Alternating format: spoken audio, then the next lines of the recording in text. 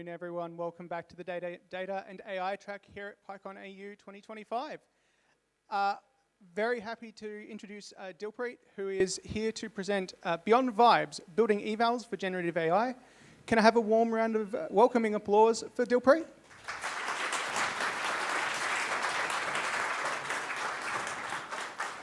Thanks for that. Hello. I am here to present the super exciting world of evals to you all. My name is Dilpreet, and I've been doing machine learning for about 10 years. I run a little place called Loom Labs, where I work with sort of small organizations, large organizations, helping companies ship ML products. So in this talk, I hope to first cover why evals are important and why we should pay attention to them. Then next, sort of like a 101, so you can really take some of this stuff back, and if you're writing your first prompt or your first model, you can take this and apply it. And along the way, I'll hopefully make all these evals a bit more concrete with some examples. So let's get started. First thing is like the hype slide, because this is going to be like the most exciting thing. You know, we live in a very exciting time where we get models every week. And this is a chart that I've created that only covers the major labs, sort of the frontier labs, as we call them, which doesn't cover all the sort of small open source contributions that we see. But you can see it's relentless, but exciting at the same time.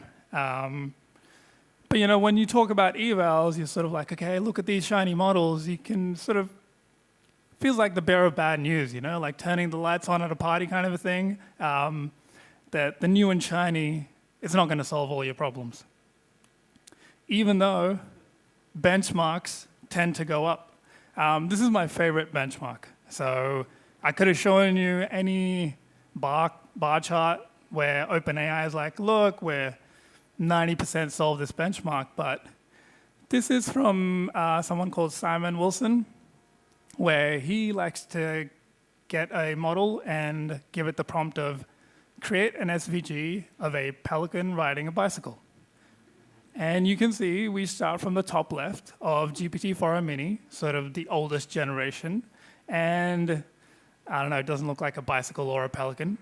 And then we have at the bottom right, GPT-5, and you have a Tour de France style, you know, very, very aerodynamic pelican. So when you look at all these benchmarks, even sort of fun proxy benchmarks, you might think, well, you know, my problem, my 10-step agent workflow that I've cooking, it doesn't work right now, but surely GPT-6, GPT-7 is going to work, right? Yeah, unless you're trying to draw pelicans, maybe not. So yes, the models keep getting better, but it's important to be very grounded and that your problems aren't just going to be magically solved by OpenAI. Evals, I mean, they've been around forever. If there's any sort of data scientists in the room, they might be like, this guy, evals, we've been doing them forever. Why are we talking about this right now, right? These are just some of the choice metrics I pulled. You might be familiar with them or maybe not. But sort of why now? And because it's never been as accessible to write and ship an AI model as it is right now, right? You can just clone the Anthropic, pip install the Anthropic SDK, get an API key, write some English, you got a chatbot, right? And that's very different to how it was 10 years ago. And these tools weren't really powerful back then, right? Everyone didn't really need to use them. But now we can, and that's exciting, but it's also dangerous. I sort of like to think of these models as like, you know, we just invented cars and everyone's getting free cars, but I'm the guy talking about seatbelts. Like, you can go super fast, and that's fine, but just a little bit of safety can go a long way. And this is sort of what I mean. We're all very familiar with the left-hand side. Also, I had to show a bit of Python, of course. We're very familiar with the left-hand side, and we know it's going to be deterministic. You can run that for loop millions of times, and you're going to get hello. On the right-hand side, very similar looking code, right? I mean, not similar, but it's 5 lines. But the output, it is in the realm of hello, but is it the same string? Can you really tell me with 100% certainty what you're going to get out of the right-hand side code? Not really.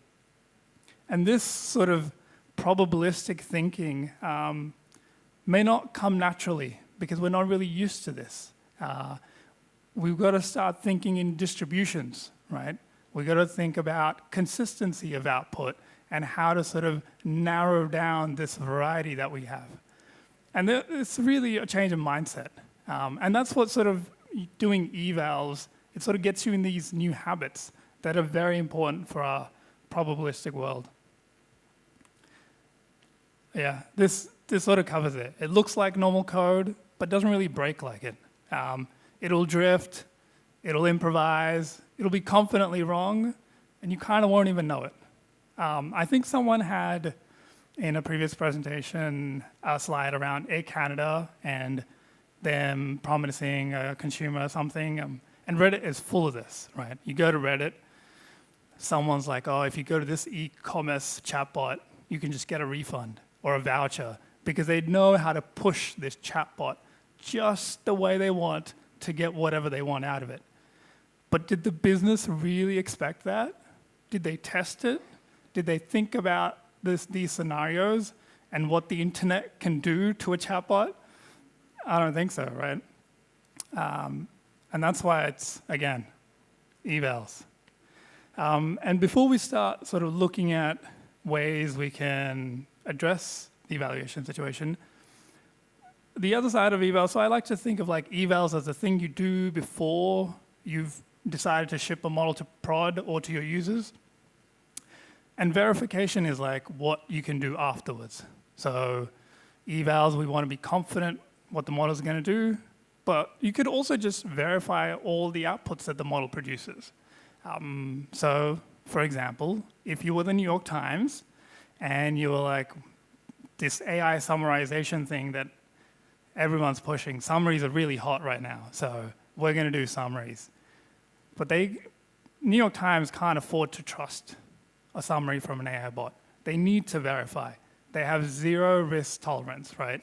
So they could do all the evals in the world, but at the end of the day, they've got to have a human make sure it didn't make up anything, all the facts are there, et cetera, et cetera. So that is verification. And that's great for the New York Times. Big organization, it's their mission, they can afford it. But not everyone can verify everything, right? You cannot check all of the messages your chatbot is going to send or anything like that. And of course, that's not even talking about the money. We're trying to use these models and software to create efficiencies, but if we're then verifying everything they produce, why don't you just have a human do the thing in the first place? So verification isn't the answer for everything. But it is an important thing to consider. A friend, when I was rehearsing this talk, was like, okay, what if I'm building a travel itinerary recommender for people? Do I verify or do I eval? I was like, okay, let's talk through this. If you're recommending itineraries, you got to make sure that the places and restaurant names you suggest exist, right? So those need to be verified. They can be done with a Google API call or whatever it may be. But if you're recommending a French restaurant instead of like an Italian one, that doesn't matter. So it's not just a whole system, you've got to think of components of your system. So that's the verification. All right. Now, hopefully I've motivated why we need evals and why I think they're important and why you should think they're important. And these are the steps we're going to go through. So this is sort of like a 101. I'm going to try and introduce all these concepts, but you can make this as simple and as complex as you like. These can be integrated in your like CI/CD pipelines, in your pre-merge setup, but we're not going to talk about that. We're going to focus on what are the steps that we need to focus on. So the first thing I'm going to do is go talk about the golden set, Then we have quick sanity checks, human preference capture, which is like, what do you do with subjective outputs? Then a newish technique called LLM as a judge, and we're going to rinse and repeat until we get a good model. All right, first one, golden set. This may not seem very exciting, but I've got to tell you, this is like one of the most useful things you can really do. So this, you can use numbers, Google Sheets, or whatever it may be, and it's simply a list of things that you'd like your model to be good at. So the example I've chosen is a support chatbot, a chatbot that will simply answer support queries. So what is a golden set? It's a set of features or set of inputs that I expect my bot to handle, right? And this doesn't need to be 1,000 rows, with 10 or 20, just to start off with. So for example, how do I reset my password? And given that input query, what do I really expect the bot to say to me? Another query might be, what are your business hours? Or maybe how to handle a customer who's not really happy about things. So those are my inputs and what I expect the bot to do. Then I have a whole bunch of columns around categorization, so I can do filtering, but you can kind of ignore that. The first two columns are all that you need, and then the end ones, they're more helping you sort of organize your set. And then, okay, so let's say you wrote down 10 things that you'd like your bot to do. What then? Okay. OpenAI just announced a new model, GPT-7. What do? You take your list, one by one, you put it into GPT-7 and see what it does, right? You put the row in 3 times just for consistency's sake. Did it do well? Well, you get a check. Didn't do well, you get a cross, right? You go through the list, and eventually at the end, you'll have a nice percentage. Is it 80%? Is it 70%? Is it better than or worse than what you have right now? And that immediately gives you confidence, right? Of, is the new model or my prompt change or whatever it may be, is it really helping solve my problem? And that's why this is a very simple but critical piece of testing these models. And yeah, don't try and cover the world with this. I like to sort of break these down and have like 10 golden sets depending on whatever I'm thinking. But if you just start off small and just trust me, it'll sort of grow organically, and you'll add it to it as you think fit. Next, sanity checks. So if your model, for example, so I'm trying to cover like a variety of inputs. If, let's say you're building a document parser, you get given a document, you feed it into your favorite model, you get nice structured JSON output back, and in there, you have some fields, right? You have the date, you have, in this case, we're parsing an invoice, so who it was billed to, what are the amounts, what is the tax, and this is like old standard code that we're used to. You can unit test that. You can make sure that your date is like actually a date, because you'll be surprised that these models can make up everything, right? Their dates are not the same as our dates. We've got to check that they're dates. Their numbers, do they have strings in their numbers? Are they negative? Do you live in a country with a negative tax percentage? I don't think so, so you should check. Are they internally consistent? Do the totals add up to what they should? And for like the text fields, is there only like one word in there, but you expect there to be 20? Is it an email? Is it formatted as an email? And all of this, again, gives you confidence. So if you're testing 2 models, you give them the same document, you parse it, you have these tests, and you check. Does model A consistently get dates right? Does model B not?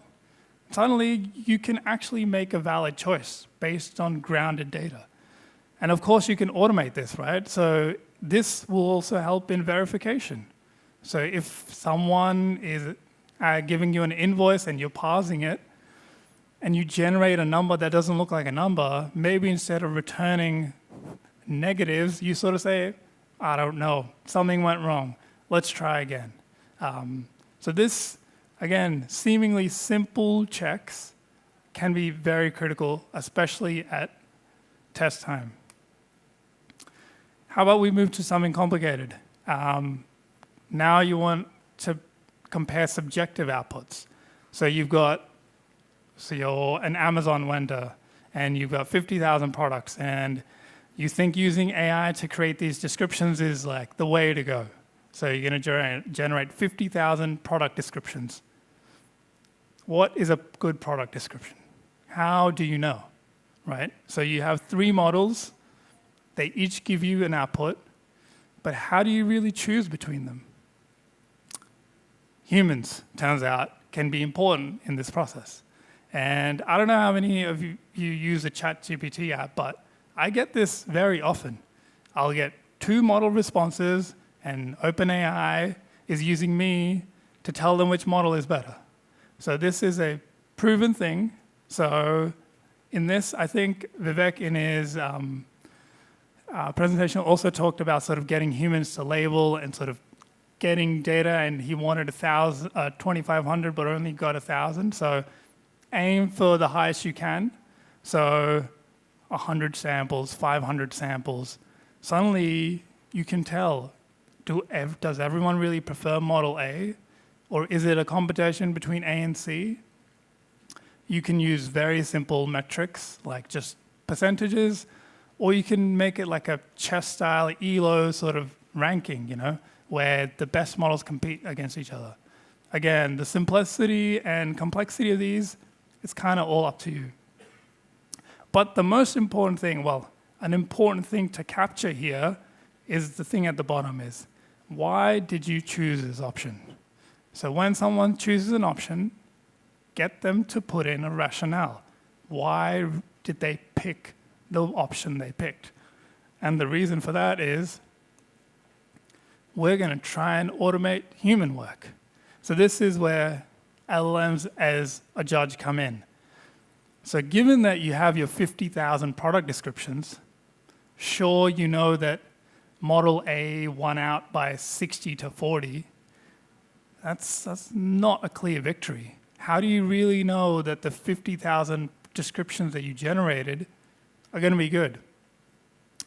Unless you pay someone a lot of money, it's going to be very hard for people to check 50,000 descriptions. So this is where we use another model to check a model's work. So we're kind of getting meta here, but now we take the description that we generated from our model, then we give our judge model some assessment criteria, like, is it playful? Does this description really talk to my brand? Is there clarity? Are there errors? Does it have sort of bad language in there?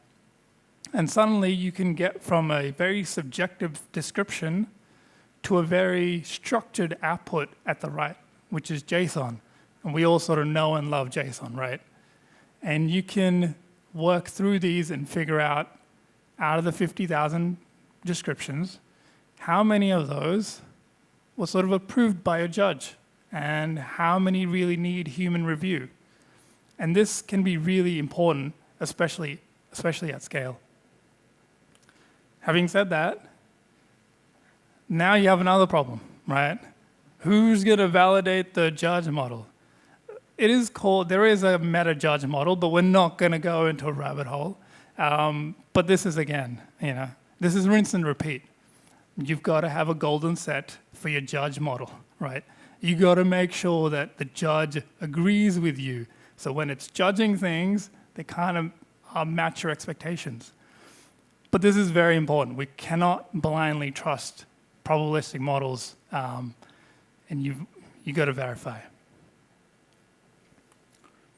And the final thing I really wanted to touch on was just old school error analysis, right? If if your judge or whatever your check may be or whatever flag may be, maybe you're using heuristics, right? In a chatbot, let's say your chatbot produced like 4 paragraphs worth of text in one go. That should raise a flag. Why is it producing so much output? And you can capture all those things, again, put them in a CSV file so you can just look through them. And then you got to do the hard work of just looking through your data systematically, right? I'm sure if you raise 500 examples, you're not going to have 500 different errors. There are going to be like 5, and they're going to account for 80% of your issues, right? And what do you do then? You solve your issue. You take 3 to 5 examples of your issues, and then you put them in your golden set, right? And you've closed the loop so that the next model you develop, the next prompt you write, does not make the same mistake. Because that's what we're trying to do. We're trying to build confidence. We're trying to make sure that we kind of know with some sort of certainty that these models aren't going to produce random outputs. And I'd be remiss if I didn't talk about latency and cost, because you can, of course, use a bigger model. You can use thinking tokens or whatever it may be to try and squeeze more percentages, right? So go from 80% on your golden set to 85%. But if the cost is 2x, is that really worth it to your organization? That's a choice completely up to you. But this is very important because you can get driven by quality, but latency and cost are very important considerations. Now, I thought I'd walk you through some of the things we talked about in a very different domain. So we've just been talking text and text and text because it's super popular. But this is a project I have with Monash University called Edward, where we take elevation models, so height maps of a landform, and we turn them into Swiss-style shadings. And these get used by expert cartographers for like National Geographic books and published as maps. And they sort of, if you start noticing things, Google Maps uses relief shadings, they're sort of everywhere. And we were working on a new feature for contours. So not sure if you guys are familiar with contours, but basically different colors represent different elevation ranges. So the darkest green is sort of the lowest, and then we build up through the browns, dark browns, to the purples. So this is basically a way to represent height. So you can, if you're hiking somewhere, you can look and figure out where you kind of stand. But to make a map like this, it's actually very difficult because it's very subjective. Where do you curve off a landform? Do you attach 2 landforms? Do you not draw a valley? These are very human preferences. So think about how do you evaluate this, right? Well, the most obvious way would be okay, Dilpreet, you have pixel information, right? Your model's going to produce an image. Why don't you just check pixel colors, right? Is it green and green or purple and purple? Yes, but where, right? If that huge block at the bottom right is all correct, that's 20% of our data. But if it gets all the tiny crevices wrong, they're less than 0.001%. But that's what's important to us. So then how do we evaluate this? Golden sets, right? So I've taken a section of the map, and I'll show you what we did. We created, so these are the rows in our CSV, right? One map represents tiny little areas that we actually care about. These are the areas that performance is critical because we kind of know that the model's going to get the other stuff right. But from our expert cartographers, they told us this is where it tends to make mistakes. And we're not just going to have one map. Just like our golden set, we're going to have multiple maps that focus on different areas. These focus on the tiny landforms. These focus on like other type of landforms. And once we have that, we're going to like run a bunch of models and see how they do on our golden set. So this is what we call the parallel coordinates plot. So each line from the left to the right, all the way through, represents a single model and its performance on the different metrics. You can sort of ignore sort of the left-hand side and just focus on the 3 at the right, because those are the masks that I showed you. And immediately, we kind of see that there's a bunch of models that go towards the bottom, right? That's a clear indication. They're not going to be good, right? We kind of know that we only need to focus on the top third of that top branch. And it's a really easy way to sort of cut through thousands of model iterations really quickly. And you'll see that there's a line that goes right to the top, right? And you might say, well, isn't that the best model? No, it's not, because this is subjective. Just because your metric says this is the best, in subjective domains, it's not necessarily the best, because human preferences, human aesthetics are the final dictator. What did we do next? We captured preference data from our experts, right?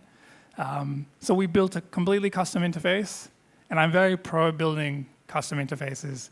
Streamlit, anything. I mean, you can use open source things like Label Studio, but I feel like if it's a thing that you're going to be investing in, a custom interface that's just right, lets you move at much faster velocities. So here we made it so that if you zoomed into any of the maps, they would all zoom in at the same time, so the experts could really look through what was going on.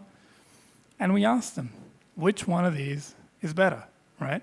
And that's how we sort of collected data and figured out what model we were going to ship in our app. So hopefully that sort of gives you a taste of the things I've talked about in a very different domain.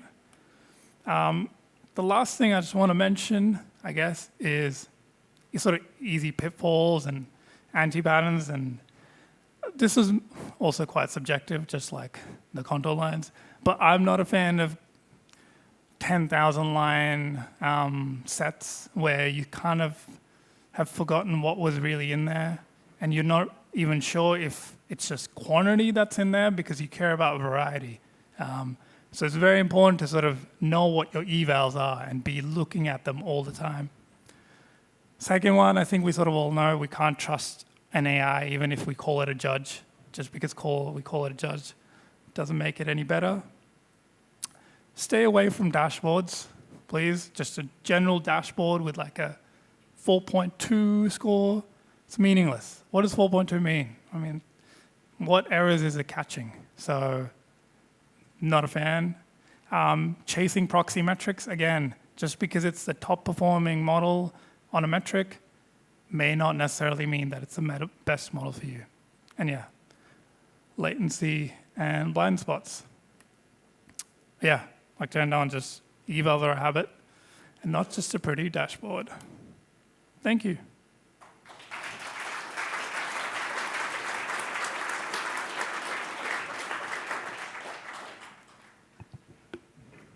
Dilpreet, that was fascinating. To say thank you, I've brought you the 2025 PyCon AU Speakers Mug. Thank you very much for the talk. We do have time for probably a question.